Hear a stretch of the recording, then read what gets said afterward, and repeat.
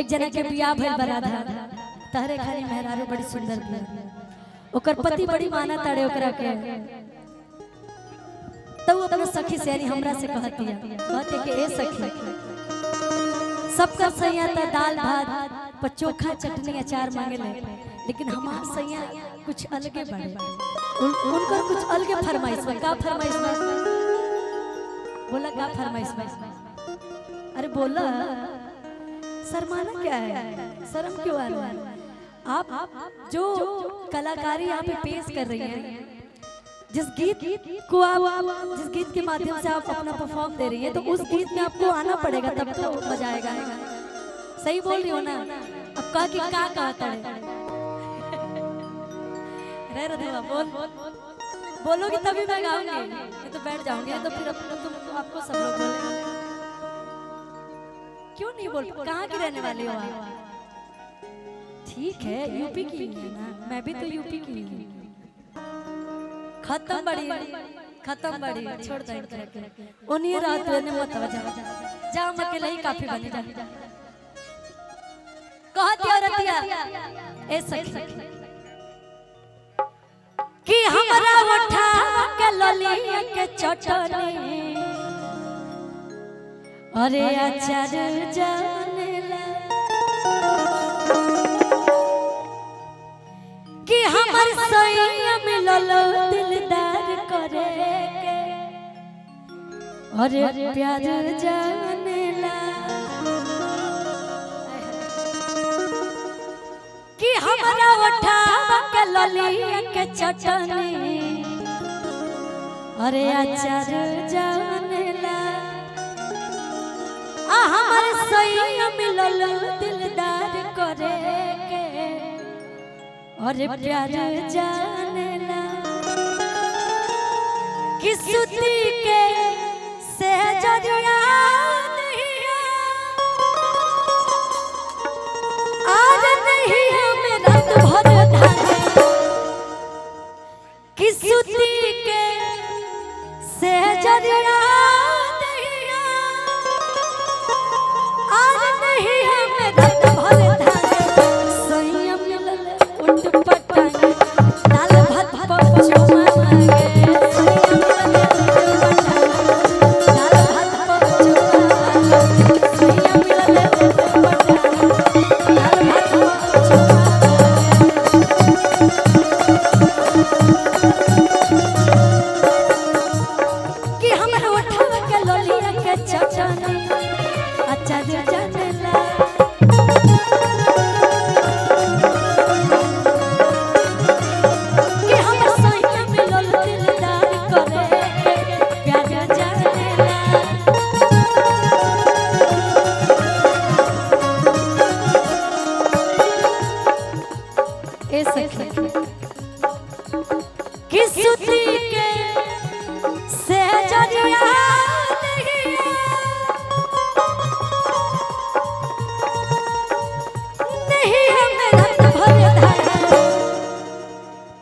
जब तार पिया मनी है तो तू खुश रहबू तो के गाना चली कि सही मिलल उठ पटांगे दाल भात पचुमा मांगे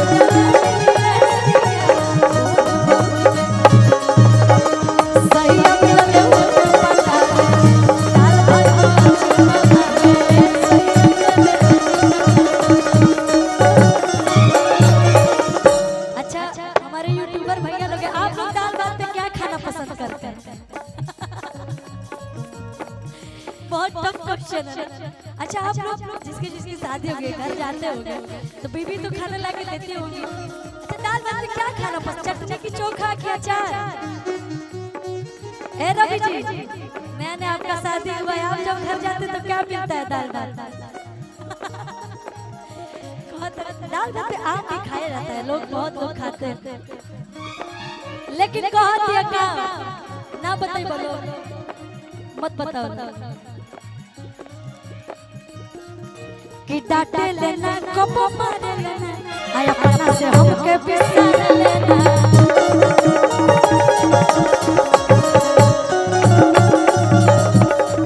कि कुछ हो खातिर खिसिया लेना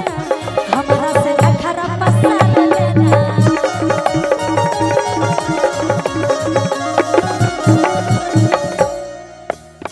जो जितना ज्यादा हंसेगा मैं समझ जाऊंगी कि दाल भात में क्या खाना पसंद करते हैं आप लोग यूट्यूबर भैया, जितना ज्यादा आप लोग हंसेंगे। चोखा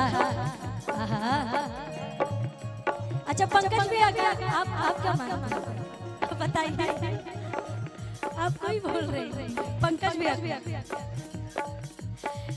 कि डांटे लेना कब मारे लेना आय अपना से हमके बिसार लेना।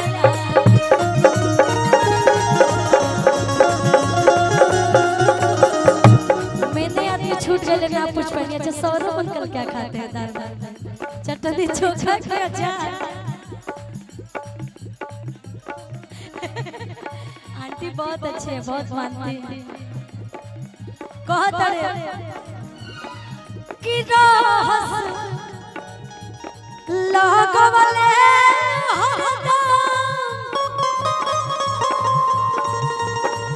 आज हमारा के अपनाएंगे रहस लगवले हमारा के अपनाएंगे। बाबू जब से देख रहे हो एक ही स्टेप कर रहे हो, कुछ अपना अलग अदाकारा दिखाओगे तब ना, अदाकारी दिखाओ अलग, कुछ ऐसा करो कि बिना बोले ताली बज जाए, जैसे कुछ ऐसा कर जाइए, कुछ करो ऐसा कि दुनिया करना चाहे आपके जैसा। इतताई ना साड़ी पहनने ले बड़ी ज्यादा कारी भुला जाती रही। हाँ ये बात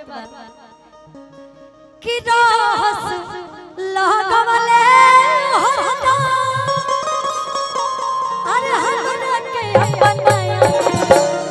कि सैया मिलले उठ पटक दाल भात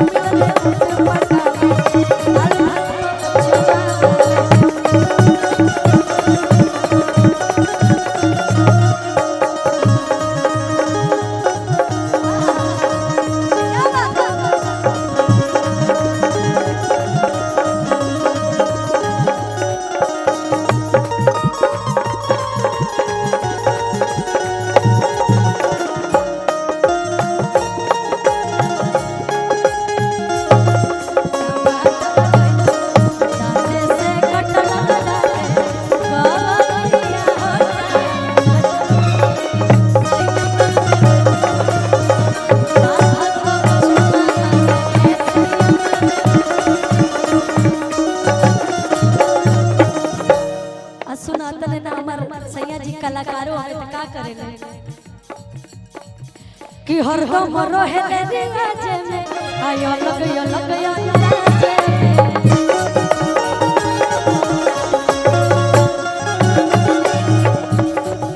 कि सादा के बाद रोज करेले कि शादी के कि रोज दो के पर पूज करेले आ शादी के बाद में चले